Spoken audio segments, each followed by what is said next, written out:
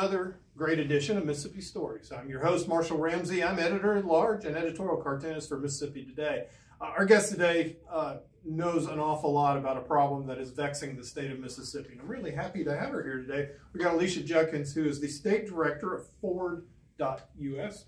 Yeah, it's good to have you here today. Thank you so much for having me. And of course, the topic today is one that has been a huge issue in Mississippi really since 1980. You think about the growth of the prison population, 396% growth rate. We're now #1 in the nation of having incarcerated percentage of population incarcerated.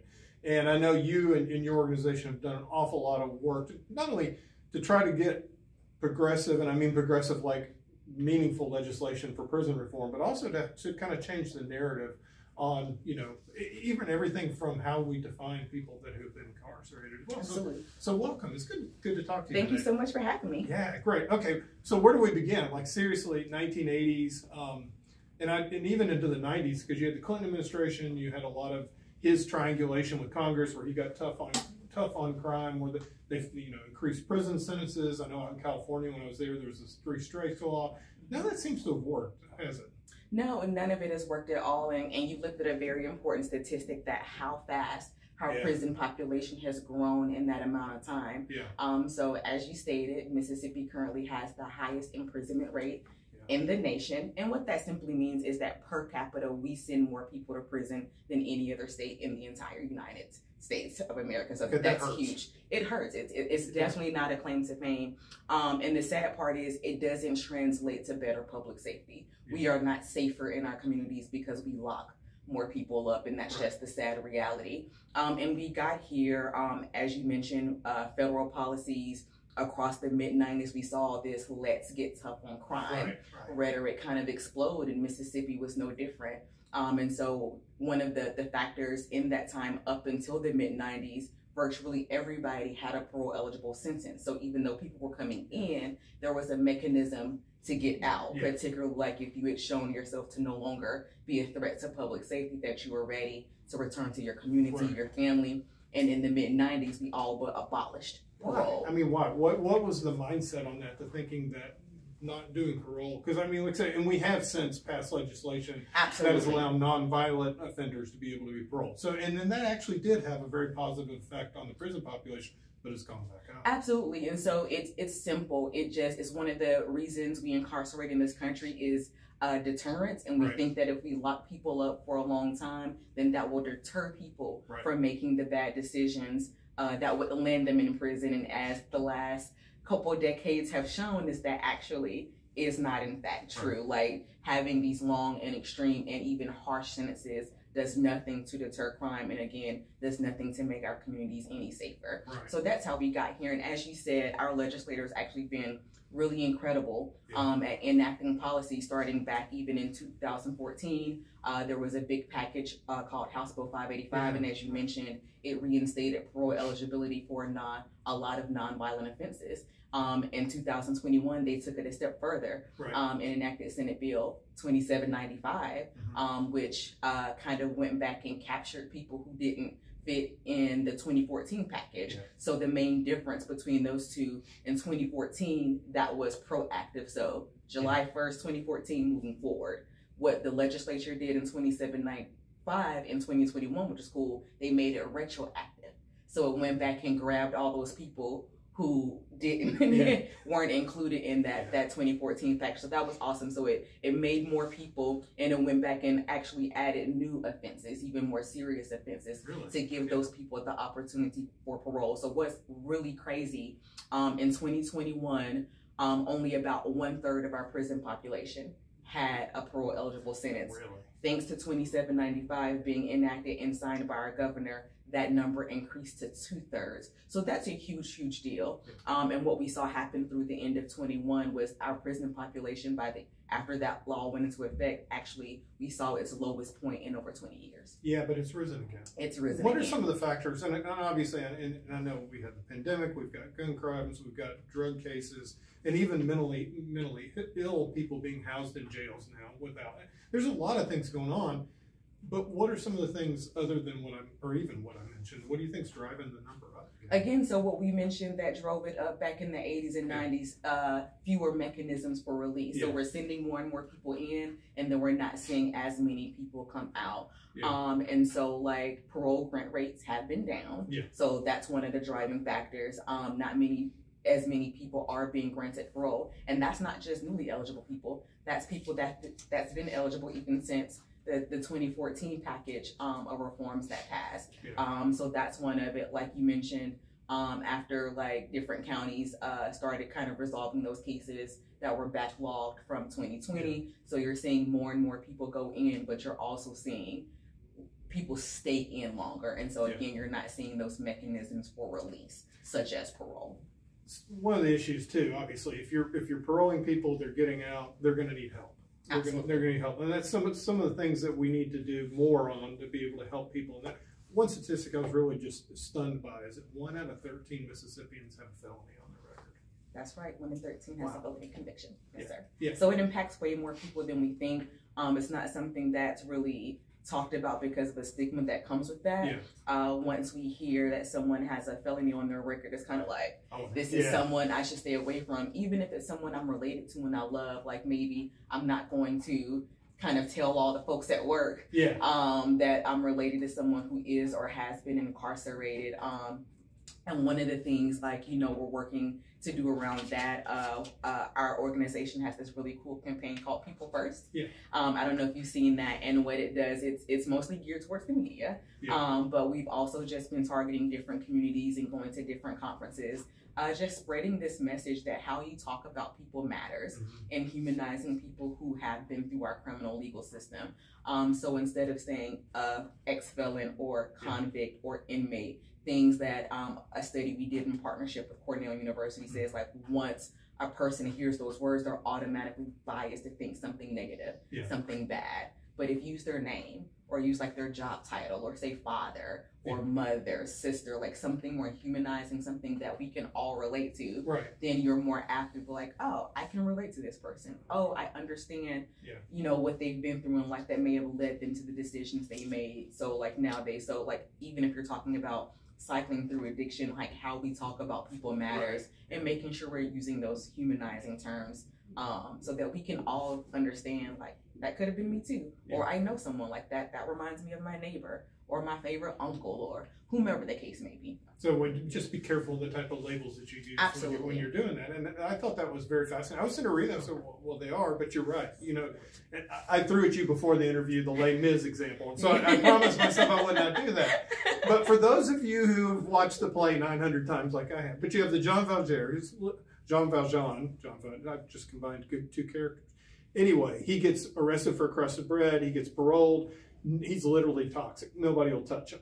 And that's what we've got. A lot of people, you can't vote if you're a felon. A lot of people won't hire you and so forth. So there needs to be programs and different ways to be able to give people a second chance. Right, and absolutely, and making sure that the community at large understands that as a community, we all thrive when every Mississippian has a chance to better themselves, when every Mississippian has a chance to get that education, to get that skill, to get that trade, to obtain housing that is safe and secure, because you have a bunch of people who really just want to get back into the swing of things. They've missed these huge chunks of life. Some of them are parents or caregivers, right? And all of that got put on hold, and now they're ready to return to their community, take care of their families.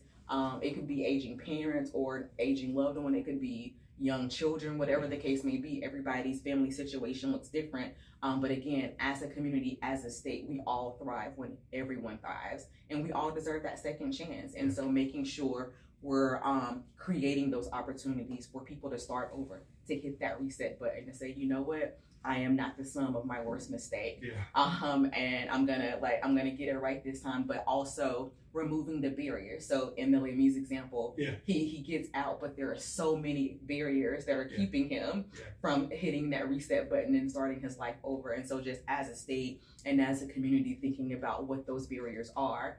Is it educational opportunities? Is it a potential employer looking at a job application and going, oh, you have a felony on your record?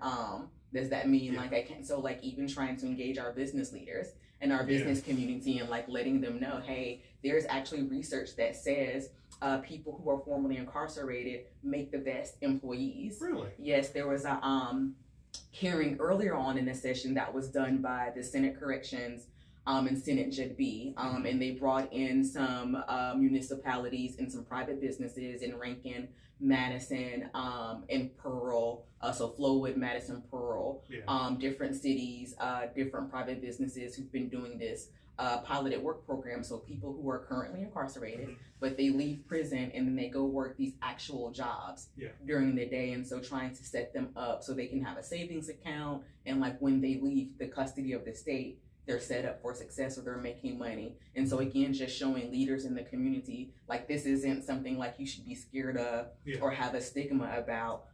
These are people who want to work and willing to work. One of the things I say is we don't have a workforce problem. We have an incarceration problem. We have people who want to work and who are going to do the work. We just have to give them a chance.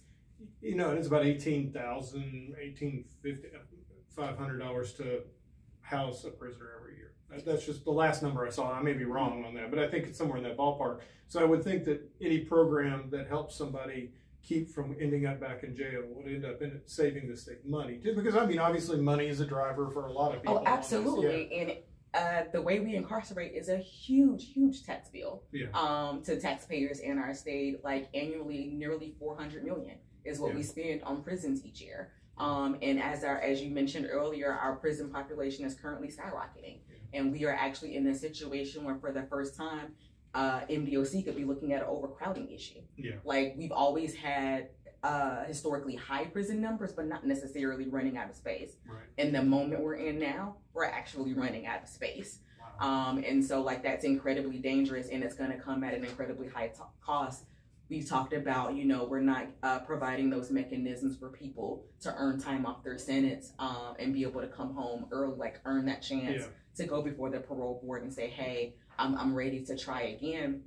And so what we have is also an aging population, which is also incredibly expensive because as you age, medical issues come up. Yeah, but to say, because we've had an incredibly high number of people that have passed away, and probably a lot of those people were not very healthy when they went into jail in the first place, and so forth. So yeah, that's another cost factor. I mean, and you hate to even be so crass to talk about cost, but in a state like Mississippi, that's obviously an issue. Absolutely. If it's not working and it's very expensive, then that's not a good thing. And we can be using that money to do something else. We can redirect those resources to those opportunities on the front end that would even prevent somebody from being in the situation that leads them on that path of incarceration. And what research also shows is like incarcerating people for long periods of time just really ensures that they're going to be stuck in that cycle. Particularly, again, if you're dealing with someone who's battling addiction.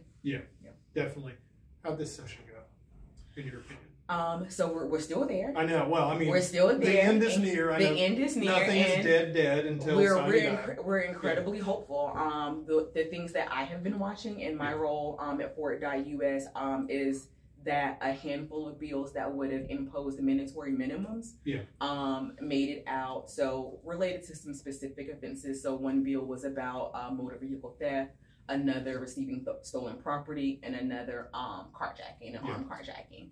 And so definitely have been in strong opposition to those bills for all the reasons we've already talked about. Because it takes away the flexibility from the judges. Right. And so it removes people's opportunity to earn that way back home. And what we know that does is that takes away hope. Because if you tell someone, I'm going to lock you up and throw away the key, what is my incentive to try at this point? What is my incentive to do better? And we never want to take away someone's hope. Again, we want people to want that second chance and want that opportunity to return to their family and to their community. And again, in a situation where our prison population is absolutely skyrocketing, what these bills would do if they do pass would exacerbate that. I just mentioned a moment ago that we're nearing capacity. Like we could reach capacity within a year if those bills were to become law. That would accelerate it, be like putting your foot on the gas and like, let's hurry up and get there. And it would also like just destroy MDOC's budget for like what it would cost to be able to keep that many people incarcerated for that much longer. And what's most important is, as you mentioned, it takes discretion away from our judges to be able to look at an individual, to be able to look case by case, see mitigating circumstances, what got us here, and make a decision based off that, instead of saying, no matter what the circumstances, no matter who you are, no matter what you're going through, you have to spend this amount of time in prison before you can come out. So you mentioned proactivity and reactivity, and I would think that obviously we want to prevent crime. Absolutely. I mean, I think that's number one thing. We see crime, we see it on the television, we don't like it, we might be victims of crime. That's important to do. What are some proactive ways to be able to help reduce just stop crime? Because like you said, so you have a 20-year mandatory prison sentence that doesn't seem to be doing the job. That doesn't seem to make any criminal say, I'm not going to do that today. What are some things that police can do, or what can we do on the front end to help prevent that and help keep people from doing the crime in the first place? Absolutely. So first, I think we back away from the narrative that like incarceration works. Right. So what research has shown over the years is that incarceration is both the most expensive and least effective path to public safety. Right. So we have to stop equating, we're locking people up means we're making people safe. Right. As you just mentioned, what we're doing is not working.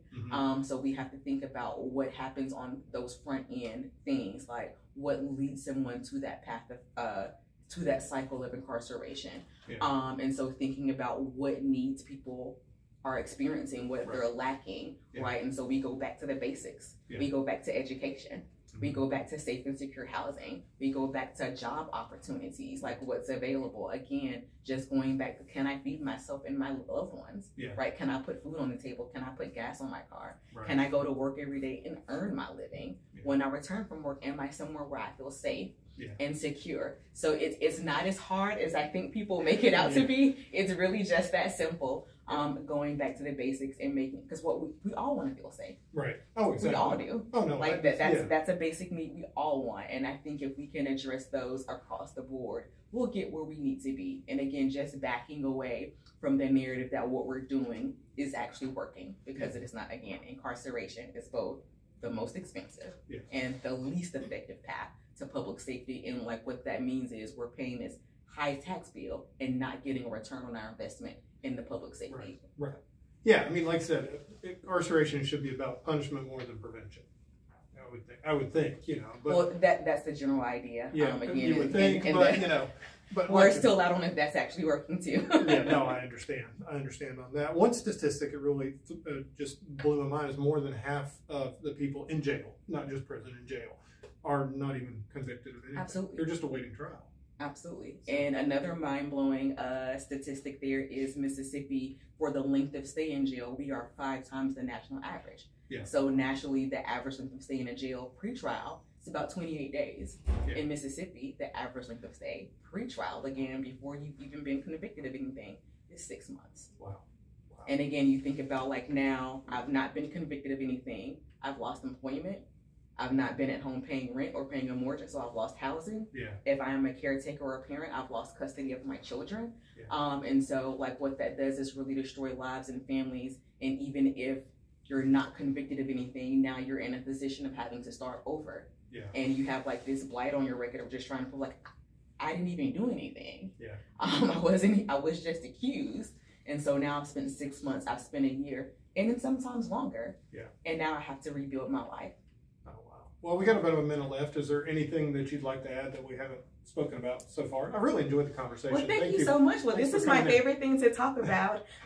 So I really enjoy making sure people know and understand just how important criminal justice is. And it's not just, this lack of accountability of people not being punished for something it's perceived that they've done wrong, right? Again, we all want to be safe. We all want to be secure in where we live. And again, just understanding maybe what we've been doing has not been the right way. So just taking a second look and making sure our community, our lawmakers understand what we're doing is not working. So let's do something different. What's a website where people can find out more about you? Yes, you can go to www.fwd, so Frank William David.us. See, I was going to throw the Shawshank Redemption at you today, so just to let you know, that's how I learn things if I'm watching a movie. So yes, www.ford.us. So you don't recommend anybody going to Mexico? Well, not to learn about this, but if they want to learn more about all of these wonderful statistics that Marshall and I have been talking about, we have this amazing report called High Cost low return, that talks about like how Mississippi is in an incarceration crisis and how it's not working. So like you can go and read that and see how we got here, see some pretty graphs, and just learn more about what we're doing in Mississippi to right the wrongs in our legal system. And you did an incredible job staying on task. Well, I was trying to throw you off. So great job on that. Thank you. But that's just how I roll. So anyway, this has been fun. Hey, look, if you want to check out more great Mississippi story interviews, you can go to MississippiToday.org. Of course, you can check out our great coverage there as well. Hey, thank you so much for watching, and we'll be back with the next episode. Thank you for watching this episode of Mississippi Stories. Make sure to subscribe to the Mississippi Today YouTube channel and click the bell to be notified every time a new video uploads.